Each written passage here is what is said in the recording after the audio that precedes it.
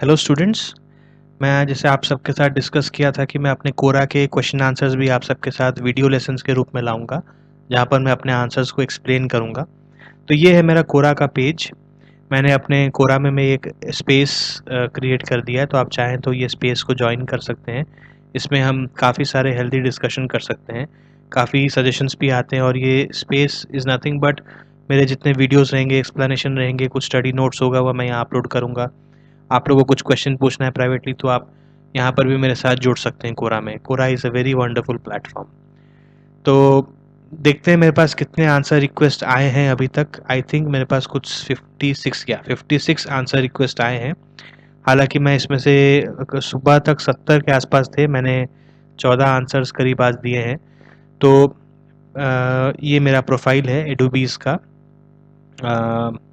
मेरा ये कंटेंट है जहाँ पर मैं आंसर्स देता हूँ, तो मैं वही आंसर्स में से कुछ एक चूज़ करके आपके सामने इस वीडियो में आज डिस्कस करने वाला हूँ।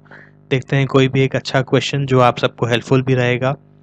ऐसे क्वेश्चंस मेरे पास बहुत सारे आते हैं। How do I complete my 10 syllabus in one month with what is an online education platform. तो इसका ना मैं आंसर्स ऑलरेडी मैं दिए दे भी चुका हूँ काफ़ी बार, और अपने इसमें अपलोड कर चुका हूँ। वीडियो चैनल जो है उसमें मैं अपलोड कर चुका हूँ। यहाँ पर 10 सिलेबस को कंप्लीट करने के बाद मैं उनको ये भी बोला हूँ कि हालांकि मैंने उनको समझाया है, मैं ये आंसर भी डिस्कस करूंगा आपके साथ। अब खोला ही है तो डिस्कस कर लेता हूँ। उनको मैंने ये कहा कि 10th का सिलेबस आपको कंप्लीट करना है या रिवीजन करना है। मुझे जितना आपके क्वेश्चन से समझ आ रहा है कि आपका सिलेबस अभी तक कंप्लीट नहीं हुआ है, आपका 10th का सिलेबस अभी भी ऑन गोइंग है, और आपके पास सिर्फ एक महीना है जो कि आपको सिलेबस कंप्लीट करना है। एक महीना तो खैर नहीं है, अभी और भी टाइम है। हालांकि वो सोच रहे होंगे कि उनको, स्टूडेंट का नाम है उज्जवल बाय द वे, उनको लग रहा होगा कि एक महीने में कंप्लीट करके मैं रिवीजन शुरू करूँ, जो कि बहुत अच्छी बात है। लेकिन दो चीज होती हैं, या तो आप रिवाइज के लिए माँ बोल रहे हैं कि आपको 1 मंथ में कंप्लीट करना है रिवीजन के साथ, या आप बोल रहे हैं कि मेरा सिलेबस टोटली मैंने कंप्लीट ही नहीं किया है, जो ऑन गोइंग है मुझे कंप्लीट करना है। देखिए, 1 मंथ में 10th का पूरा क्लास सिलेबस को कंप्लीट करना, it is very difficult, not possible.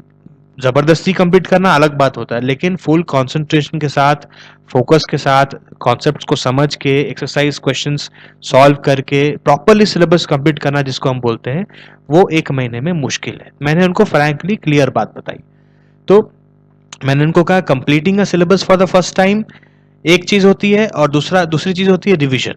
अगर आप पहली बार अपना सिलेबस कंप्लीट कर रहे हैं, तो आप कभी भी एक महीने के अंदर कंप्लीट नहीं कर पाएंगे। मिनिमम आपको एटलीस्ट 3 मंथ्स की टाइम ड्यूरेशन लगेगा। 3 मंथ्स का टाइम ड्यूरेशन में वो भी आपको काफी लंबा टाइम तक पढ़ना होगा, पूरे फोकस और कंसंट्रेशन के साथ। पर फिर मैंने उनको एक एक ट्रिक बताई, कुछ ट्रिक मैंने उनको बताया कि जब आपके पास ऑलरेडी बना हुआ नोट्स है, या आप कभी अगर अपने फ्रेंड्स या रिलेटिव से वो नोट्स अरेंज कर सकते हैं, या अपने टीचर से नोट्स अरेंज कर सकते हैं, तो डायरेक्टली उस नोट से पढ़ें। आपका काफ़ी टाइम सेव होगा, आपको चैप्टर वाइज बुक से पढ़ने की ज़रूरत नहीं पड़ेगी। बुक की समरी और ये नोट्स काफ़ी रहेगा आपके लिए, क्योंकि आपने ऑलरेडी स्कूल में क्लासेस की हैं, और वो चैप्टर आपका स्कूल में ऑलरेडी एक बार वेंट थ्रू हो चुका है। तो उसके बाद अगर आप डायरेक्टली नोट्स से पढ़ें तो मुश्किल नहीं होगा। ठीक है, तो ये चीज़ होगा जो आपका पहला, जो आपका टाइम सेव करेगा। अगर आपके पास बुक और नोट्स दोनों के लिए पढ़ने का टाइम नहीं है, तो ये पहला चीज़ है कि आप सिर्फ नोट्स फॉलो कर सकते हैं।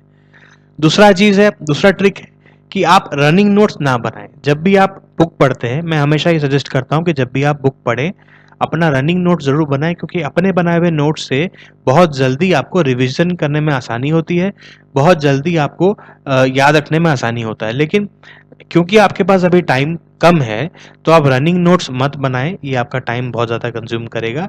ये टाइम को सेव करने के लिए आप इंपॉर्टेंट हाईलाइट पॉइंट्स को हाइलाइटर की मदद से हाईलाइट कर सकते हैं बुक में, जो आपको रिवीजन में मदद करेगा। अगर आप बुक से पढ़ रहे हैं, नोट्स कहीं से अरेंज नहीं हो पाया, ये सेकेंड पॉइंट है। थर्ड पॉइंट मैंने इनको कहा कि एक चैप्टर को फिनिश करने के बाद इमीडिएटली उसके एक्सरसाइज क्वेश्चंस कर दें, और इमीडिएटली जो लास्ट 10 ईयर्स का क्वेश्चन बैंक है वो अपने पास रेडी रखें। लास्ट 10 ईयर्स के क्वेश्चन बैंक में देख लें उस चैप्टर से रिलेटेड क्या क्या क्वेश्चंस आ रहा है। ये एक बहुत अच्छा ट्रिक है कि जब भी आप एक चैप्टर कंप्लीट करते हैं उसके बाद अगर आप 3 चीज करें तो आपका वो चैप्टर का फंडामेंटल बहुत स्ट्रांग हो जाता है। सबसे पहला चीज है कि आप उस चैप्टर के एक्सरसाइज क्वेश्चंस को सॉल्व करते हैं, फिर वो क्वेश्चंस को सॉल्व करते हैं जो एक्चुअली आपके लास्ट 10 ईयर्स एग्जाम में आ चुका है।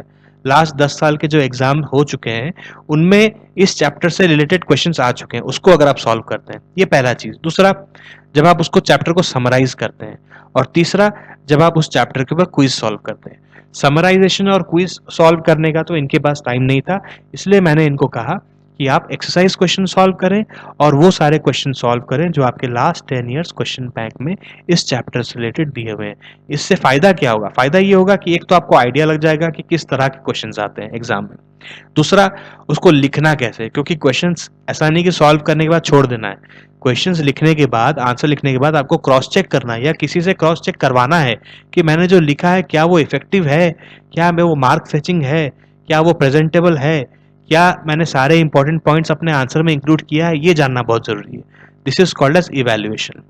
तो ये जब आप करते हैं तो आपका एक चैप्टर कंप्लीटली कवर होता है, आपको वापस उस चैप्टर में रिविजिट करने का जरूरत नहीं है। जब आप रिवाइज कर रहे हैं तब आप उस चैप्टर में रिविजिट कर सकते हैं। तीसरा, मैंने उनको ट्रिक बताया कि आप अपने फ्रेंड्स या रिलेटिव्स को बुला दें जो आप सेम क्लास में पढ़ रहे हैं आपके साथ, क्लास 10 में, और जिनका सिलेबस कंप्लीट हो चुका है। उनको बोलें कि वो चैप्टर आपको एक्सप्लेन करें फटाफट। उससे क्या होता है कि आपको one by one, line by line book से जाने का ज़रूरत नहीं है, नोट्स बनाने का ज़रूरत नहीं है। आपको वो फटाफट कॉन्सेप्ट समझाते हैं और उसके बाद दोनों मिल के पॉसिबल क्वेश्चंस को डिस्कस करें। तो इससे टाइम भी सेव होगा और काफ़ी सिलेबस कवर अप होगा। फाइनली मैंने उनको कहा कि जितना हो सके वीडियोस देखें, एनिमेशंस देखें यूट्यूब में, जैसा कि मेरा चैनल में भी है काफ़ी सारे। मैंने अपना चैनल का भी बताया उनको कि मैं बेसिक फाउंडेशन टॉपिक्स के जो फंडामेंटल नॉलेज है उसको मैं बिल्डअप करवाता हूँ स्टूडेंट्स के। तो आप मेरा चैनल भी फॉलो कर सकते हैं। क्योंकि उन्होंने पूछा भी था कि ऑनलाइन एजुकेशन प्लेटफॉर्म क्या होता है, उनको शायद आइडिया नहीं है। तो वो एक वेबसाइट रूप में भी हो सकता है, वो कोई एजुकेशनल ऐप भी हो सकता है, आजकल बहुत सारे एजुकेशनल ऐप आ चुके हैं, और मेनली यूट्यूब चैनल्स भी बहुत सारे आ चुके हैं एजुकेशन में, जहाँ पर आपको स्ट्रक्चर्ड कंटेंट मिलता है बाय सब्जेक्ट मैटर एक्सपर्ट्स। और वो कंटेंट जो है या तो टेक्स्ट फॉर्मेट में होता है या वीडियो फॉर्मेट में होता है या एनिमेशन फॉर्मेट में होता है। तो वो काफ़ी आपको हेल्प करता है। तो ये सारे पॉइंट्स मैंने उनको बताया, होपफुली उनको हेल्प करेगा ये सारे पॉइंट्स। याद रखें, कभी भी ये नौबत ना आने दें। ये नौबत इज़ अ वेरी डेंजरस नौबत कि भाई मेरे पास टाइम नहीं है, ऑलरेडी मेरा एग्जाम आ चुका है और मुझे सारा सिलेबस कवर अप करना इन 1 मंथ। वो आपके मन में एंजाइटी लाएगा, स्ट्रेस लाएगा, चिंता लाएगा, डर लाएगा, सब कुछ लाएगा। कोशिश करें right from the day one आपका सिलेबस चंक्स में कंप्लीट हो। ये मैं हमेशा अपने सारे वीडियोस में बोलता हूँ। थोड़ा थोड़ा करके कंप्लीट करते जाए ताकि लास्ट मोमेंट में प्रेशर बिल्डअप ना हो। ये एकदम पसीने छुटाने वाला चीज़ है कि एग्ज़ाम आ गया है, मैंने अपना पूरा साल एंजॉय कर लिया, अब मेरे पास टाइम नहीं है, मैं क्या करूँ? फिर हम कोशिश करते हैं इससे उससे पूछने का और अपने मन को तसल्ली करने का कि हाँ चलो कुछ तो सॉल्यूशन है, कुछ तो मेरा हो सकता है। और भी इससे रिलेटेड कई सारी चीज़ें हैं जो स्टूडेंट्स फेस करते हैं, तो मैं जैसे-जैसे आंसर करते जाऊँगा मैं आपको समझाऊँगा। ये मेरा एक क्वेश्चन था जो मैंने डिस्कस किया था।